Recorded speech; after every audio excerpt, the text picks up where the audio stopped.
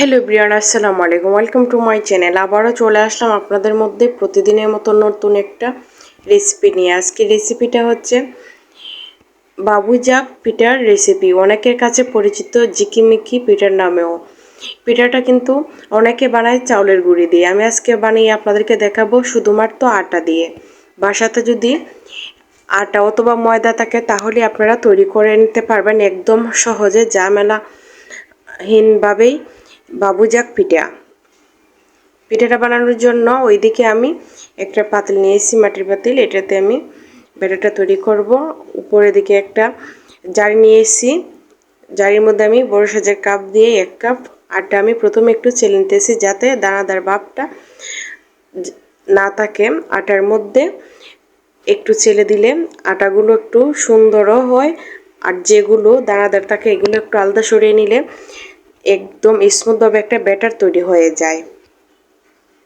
এইভাবে একটু চেলে নিয়েছি আমি। এখানে 2 কাপ আটা আমি চেলে নিয়েছি। আপনাদের বাসাতে যদি আটা না থাকে আপনারা শুধু ময়দা দিয়েও বানাতে পারেন। আটা ময়দা দুয়োটা দিয়েই বাবুজাক পিঠাটা অনেক সুন্দর হয়। আবার ভাত রান্নার সিদ্ধ চাল দিয়েও পিঠাটা বানানো যায়, অথবা আতপ চাল দিয়েও বানানো যায়। পিঠাটা অনেকভাবে তৈরি করা যায়। আমার কাছে মনে হয় সবথেকে সহজ ময়দা অথবা আটা দিয়ে বানালে এই পিঠার রেসিপিটা।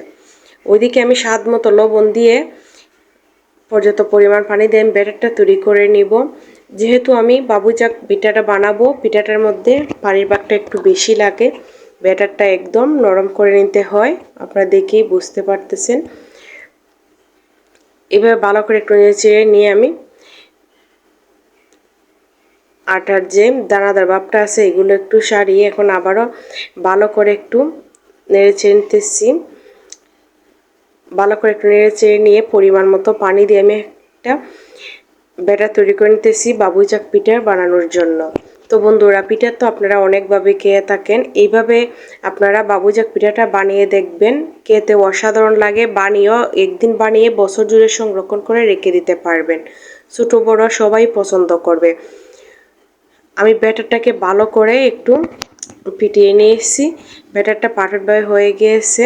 এইভাবে একটু যখন কি হয়ে পড়বে, আটালো হয়ে বোঝা যাবে ব্যাটারটা পারফেক্ট হয়েছে। এখন আমি ওইদিকে একটা পানি খাওয়ার মগ নিয়েছি, এটার মধ্যে আমি একটা পলিথিন নিয়েছি। পলিথিনের মধ্যে আমি ব্যাটারটা দিয়ে দিতেছি।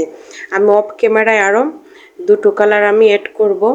ওইদিকে আমি নর্মালিভাবে দেখে দিতেছি যে এই ব্যাটারটা দিয়ে কিভাবে আমি পলিথিনের মধ্যে নিয়ে নিব। ওই ধরনের পলিথিন আপনারা যে কোনো মুদিমালের দোকানে পেয়ে যাবেন, অথবা বাসাতে বাজারে যেগুলো পলিথিন ব্যাগ থাকে ওইগুলো দিয়ে আপনারা বানিয়ে নিতে পারেন। রেশমি পিঠা অনেকের কাছে পরিচিত, রেশমি পিঠা অনেকের কাছে পরিচিত বাবুজাক পিঠা, আবার অনেকে চিনে ঝিকিমিকি পিঠার নামেও।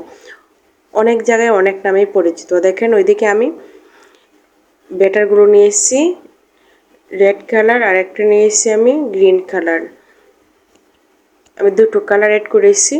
কালারের মধ্যে কোনো স্বাদের এরপর নাই, শুধু দেখার সৌন্দর্যের জন্য আপনারা স্কিপও করতে পারেন, এমনিতে নর্মালি বানিয়ে নিতে পারেন। ওইদিকে আমি স্লো ফ্লেমটা ধরিয়ে আমি হালকা একটু তেল ব্রাশ করে নিয়ে এসেছি।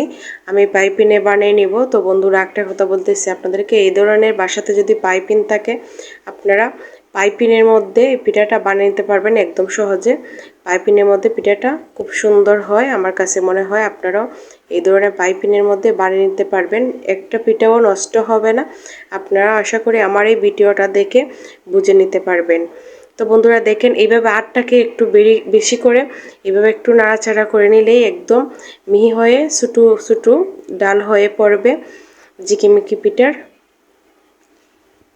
একদম অল্প সময়ে হয়ে যায়, 20 থেকে 30 সেকেন্ডের মধ্যেই ঝিকিমিকি পিঠাটা বানানো হয়ে যায়। আমি এখন উল্টিয়ে একটা বাজ করে নিব। ওই দিকের কালারটা একটু ফুটে উঠে, তার জন্য আমি ওইদিকে কালারটা দিয়ে একটু উল্টিয়ে বাজ করে নিতেছি দেখার সৌন্দর্যের জন্য। আপনারা ইচ্ছা মতো বাজ করে নিতে পারেন, অথবা আমি যেভাবে বাজটা করে নিতেছি আপনারা এইভাবে বাজ করে নিতে পারবেন।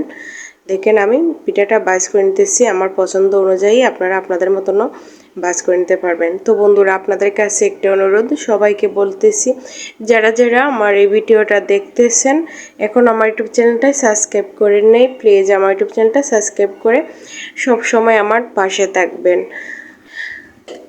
আমার এই পিঠার রেসিপিটা কেমন হয়েছে কমেন্ট বক্সে সুন্দর একটা কমেন্ট করে জানিয়ে যাবেন, যাতে আমি পরবর্তী ভিডিওটা দিতে আমি অনেকটাই উৎসাহিত হই।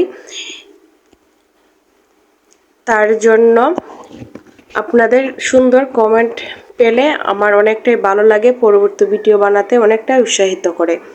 দেখেন আমি পিঠাটা এইভাবে আটটা একটু বেশি জাকিয়ে নিতেছি, যাতে একদম চিকন চিকন হয়ে ডালগুলো পড়ে, তার জন্য। মাশাআল্লাহ, আমার পিঠাটা কত সুন্দর হয়েছে। আমি আরেকটা পিঠা আপনাদেরকে বানিয়ে দেখিয়ে দিতেছি। তো বন্ধুরা, আমার এই আইডিতে আরও অনেক অনেক নিত্য নতুন সহজ সহজ সুন্দর সুন্দর ভিডিও আছে, আপনারা ইচ্ছে করলে আমার সবগুলো ভিডিও একটু দেখে আসতে পারেন। আমার পিঠাটা দেখেন মাশাআল্লাহ হয়ে গিয়েছে। এই পিঠাটাকে আমি একইভাবে আমি ভাজ করে নিতেছি। আপনারাও আমার মতন পিঠাগুলো এইভাবে ভাজ করে নিতে পারেন, অথবা নিজেদের পছন্দ অনুযায়ী ভাজ করে নিতে পারবেন। তো বন্ধুরা, এইভাবে আমি সব সময় চেষ্টা করি আপনাদের মধ্যে নিত্য নতুন ও সহজ সহজ ভিডিও নিয়ে হাজির হওয়ার জন্য। সব সময় আমার আইডিতে সব সময় আপনারা পাঁপড় এবং বিভিন্ন পুলপিঠার রেসিপি বেশি পাবেন। যারা যারা এগুলো পছন্দ করেন একটু আমার ভিডিওগুলো দেখে আসতে পারেন। পুলপিঠা পাঁপড় এগুলো পছন্দ করে না এমন কোনো মানুষই হতে পারে না। এই পাঁপড়গুলো ছোটোবেলায় অনেকে আমরা বানাতাম। এগুলো অনেক আগের পিঠা, অনেকে এখন বানায় না এগুলো শহরের মধ্যে। আপনারা শহরের মধ্যে এভাবে সহজে বানানোর জন্য আমার এই ভিডিওগুলো দেখে আসতে পারেন। গ্রাম বাংলার হারিয়ে যাওয়ার বাবুজাকের পিঠার রেসিপি। দেখেন মাশাআল্লাহ, আমার পিঠাগুলো সবগুলো আমি বানিয়ে নিয়েছি অফ ক্যামেরা। বানিয়ে আমি এগুলো আমি শুকিয়ে নিয়েছি গড়ি ধরে 1 ঘন্টার মতন। পিঠাগুলো বেশি সময় শুকোতে হয় না, 1 ঘন্টা শুকালেই এনাফ হয়ে যায়। বেশি শুকালে ডালগুলো ভেঙে যায়। তো বন্ধুরা, এই পিঠাগুলো আমি সংরক্ষণ করে রেখে দিব দীর্ঘদিন খাওয়ার জন্য। আপনারাও এইভাবে বানিয়ে রেখে দিতে পারেন। পিঠাগুলো আমি তেল পিঠা যেভাবে বাজে এইভাবে ডুবো তেলে আমি ভেজে নিব। আমার এই আইডিতে আরও আছে, আপনারা ইচ্ছে করে দেখে আসতে পারেন। তো পরবর্তীতে আরও নিত্য নতুন ভিডিও নিয়ে হাজির হব। আল্লাহ হাফেজ।